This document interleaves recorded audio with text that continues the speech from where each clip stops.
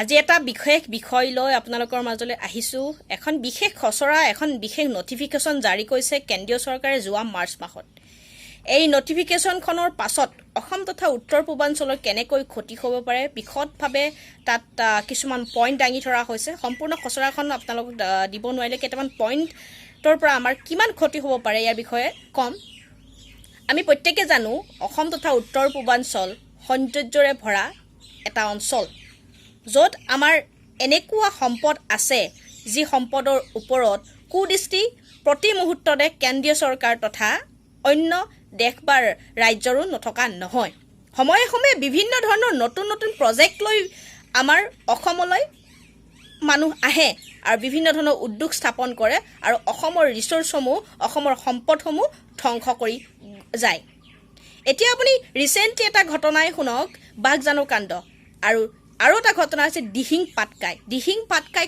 অবৈধ কয়লা খননৰ কথাটো আমি ইতিমধ্যে কোনোৱে নজনা নহয় দিহিং পাটকাইত এটা বহুদিন ধৰি অবৈধ কয়লা খনন হৈ আছে আৰু এই কয়লা খনন সম্পূৰ্ণৰূপে দিহিং পাটকাই বনাঞ্চল ধ্বংস কৰিবলৈ গৈ আছে ইতিমধ্যে বিভিন্ন ধৰণৰ আন্দোলন বিভিন্ন পক্ষৰ দল সংগঠনে ইয়াৰ ওপৰত আন্দোলন কিছুদিন আগত এটা বিশেষ আন্দোলন এটা হৈছিলে তাৰ পিছত এখন নটিফিকেশ্যন জাৰি কৰিলে কিন্তু এনেকুৱা ধৰণৰ ঘটনা আমি প্ৰত্যেকে দেখি আহিছোঁ যে অসমক কেনেকৈ কিছুমান আইন কানুনে সম্পূৰ্ণৰূপে শেষ কৰি যায় অসমৰ সম্পদসমূহ কেনেকৈ শেষ কৰিব লৈছে আমি বৃহৎ নদী বান্ধৰ কথাকে যদি চাওঁ আমি প্ৰতি বছৰে বানপানীৰ সন্মুখীন হৈছোঁ অসমে প্ৰতি বছৰে বানপানীৰ সন্মুখীন হৈ আছে কিন্তু যদিও সম্পদবোৰ কেন্দ্ৰৰ কিন্তু বানপানীৰ সমস্যাটো আজিলৈ ৰাষ্ট্ৰীয়কৰণ নহ'ল আশ্চৰ্যজনক কথা আপুনি অগপ চৰকাৰটো গ'লেই কেন্দ্ৰত কংগ্ৰেছ চৰকাৰ 15 বছৰ থাকিলে অসমত থাকিলে তাৰ পাছতো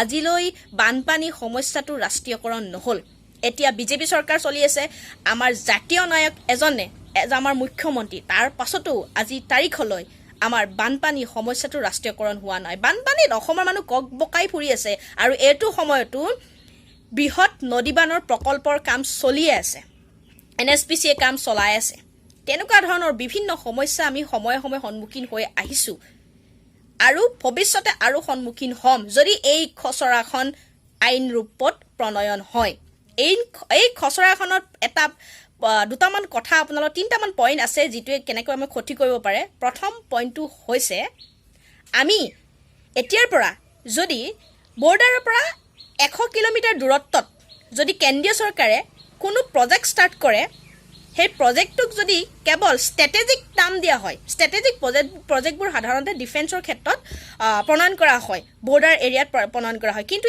এতিয়াৰ পৰা যদি কেন্দ্ৰীয় চৰকাৰে কোনো এটা প্ৰজেক্টটো ষ্ট্ৰেটেজিক নাম দি দিয়া হয় এতিয়াৰ পৰা কোনো আৰু পাৰ্মিশ্যন লোৱাৰ প্ৰয়োজন বা এনেকুৱা প্ৰজেক্টটোক ৰাজহুৱা আচলতে নকৰে আৰু এতিয়াৰ পৰা এনেকুৱা বৰ্ডাৰ এৰিয়াত 100 কিলোমিটাৰ দূৰত্বত হোৱা বৰ্ডাৰ এৰিয়াত হোৱা কোনো প্ৰজেক্ট যদি ষ্ট্ৰেটেজিক টেগটো লগাই দিয়ে কেন্দ্ৰীয় চৰকাৰে ৰাজহুৱা নকৰে ইয়াত ওপৰত ক্ষতি হ'ব আটাইতকৈ ক্ষতি হ'ব অসম তথা উত্তৰ পূৰ্বাঞ্চল 2 নম্বৰ এটা ভয়ানক পইণ্ট এই পইণ্টটো এতিয়াৰ পৰা যদি আপোনালোকৰ অঞ্চলত অবৈধ বালি খনন হৈ আছে অবৈধ বনাঞ্চল ধ্বংস হৈছে অবৈধ মাটি খনন হৈছে অবৈধ পাহাৰ খনন হৈছে অবৈধ কয়লা খনন হৈছে এতিয়াৰ পৰা আপোনালোকে নিজে মাত মাতিব নোৱাৰিব ৰাইজে এতিয়াৰ পৰা কোনো ধৰণৰ মাত মাতিব নোৱাৰিব সম্পূৰ্ণ বাক স্বাধীনতা এই খচৰাখনে শেষ কৰি পেলাইছে কেৱল মাত মাতিব পাৰিব চৰকাৰে তথা যিয়ে সেই কামটো কৰি আছে তেওঁলোকে যদি ভাবে যে এইটো কামটো আমি বেয়া কৰিছোঁ নিজে ভুল ফিল কৰিছোঁ যে আমি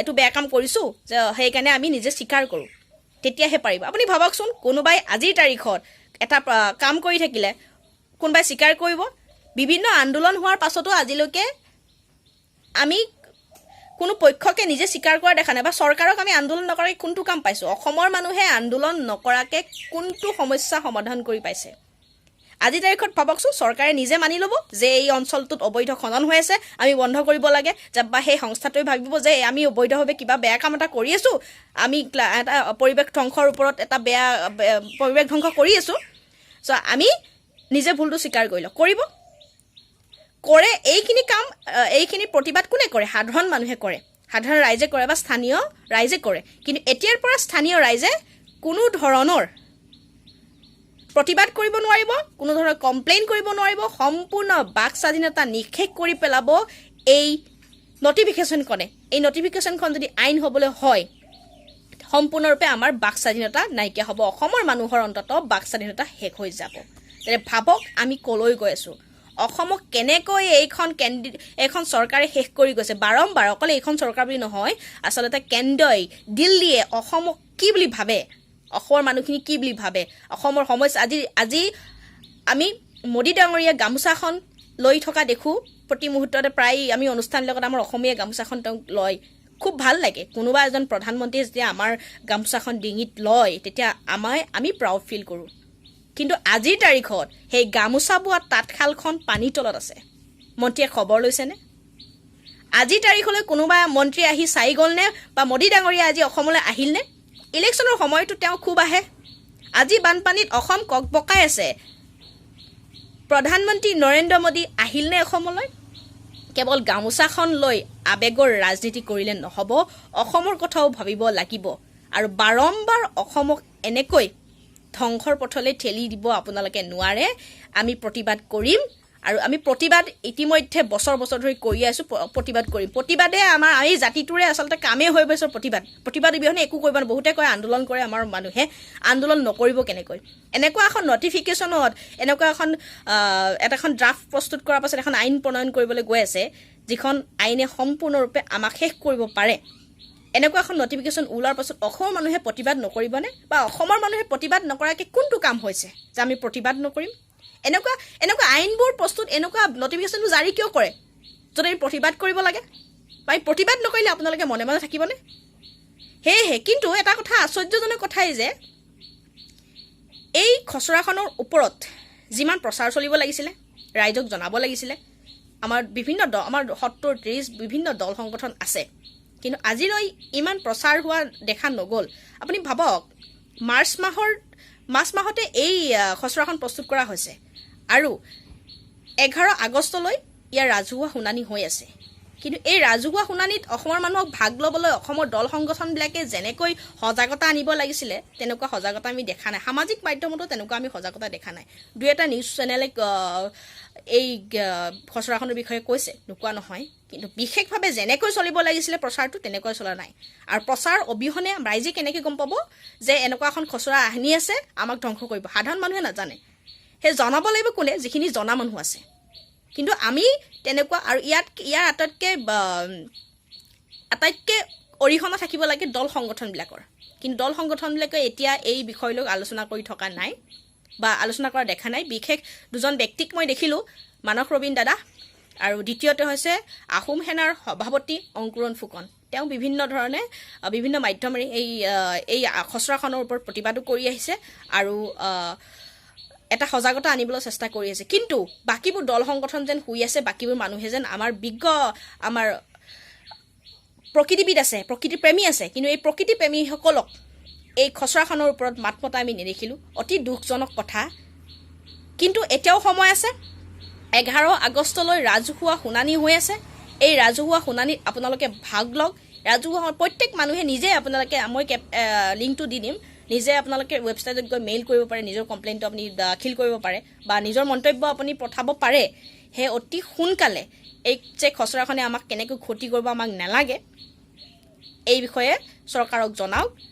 11 আগষ্টলৈ এতিয়াও সময় আছে। প্ৰত্যেককে আহ্বান জনাইছোঁ, এই খচৰাখনৰ ওপৰত সজাগতা আনক, ৰাইজক জনাওক, যাতে এনেকুৱা এটা কাৰ সময়ত যেনেকৈ আমি এটা সজাগতা আনিছিলোঁ যে আমাক কাখন কিয় নালাগে প্ৰত্যেকে জনা হৈ গৈছিলে, তেনেকৈ এইবাৰো কৰিব লাগিব। অন্যথা বাৰে বাৰে আমাক এনেকুৱা কিছুমান আইন আনি অসমক ধ্বংস কৰিবলৈ গৈ আছে, আৰু আমি অসমক ধ্বংস হ'বলৈ দিব নোৱাৰোঁ, আমাৰ প্ৰজন্মটোৱে অন্তত দিব নোৱাৰোঁ। সেয়েহে প্ৰত্যেকে আহ্বান জনাইছোঁ, দল সংগঠনক আহ্বান জনাইছোঁ, এই খচৰাখনৰ প্ৰতিবাদ কৰক, এই খচৰাখনৰ ওপৰত সজাগতা আনক, অন্যথা অসম শেষ হ'বলৈ গৈ আছে। আমাক বাক স্বাধীনতাক সম্পূৰ্ণ নিষেধ কৰিবলৈ গৈ আছে। আমাৰ প্ৰতিবাদ কৰাৰ যি শক্তি, সেই শক্তিকণো আমাক নাইকিয়া কৰি গৈ আছে এই চৰকাৰখনে। এতিয়াৰ পৰা আৰু আমাৰ প্ৰকৃতিৰ ওপৰত, আমাৰ অঞ্চলৰ ওপৰত এটাৰ পিছত এটা মাধুমাৰ দি গৈ থাকিব, আৰু আমি একো প্ৰতিবাদ কৰিব নোৱাৰিম। ইতিমধ্যে আমি ইয়াৰ ইম্পেক্টবোৰ ভুগি আছোঁ অসমৰ ৰাইজে ভুগি আছে বানপানী সমস্যাই হওক বিভিন্ন ধৰণৰ সমস্যাই আমি ভুগি আছোঁ বিদেশী সমস্যাই হওক কিন্তু আমি আজিলৈ কোনো এখন চৰকাৰকে অসমৰ হৈ চিন্তা কৰা নেদেখিলোঁ কিন্তু চিন্তা আমি নিজে কৰিব লাগিব কেন্দ্ৰক বুজাই দিব লাগিব দিল্লীক বুজাই দিব লাগিব যে অসমৰ মানুহ বুৰ্বক নহয় অসমৰ মানুহে জানে অসমত কি লাগে অসমৰ কেনেকৈ ক্ষতি হয় বা অসমক কেনেকৈ তেওঁলোকে বুৰ্বক বনাই আছে অসমৰ মানুহে এটা বুজে সেয়েহে প্ৰত্যেককে আহ্বান জনাইছোঁ প্ৰতিবাদ কৰক এই খচৰাখনৰ এগেইনষ্টত সজাগতা আনক ধন্যবাদ জয় অসম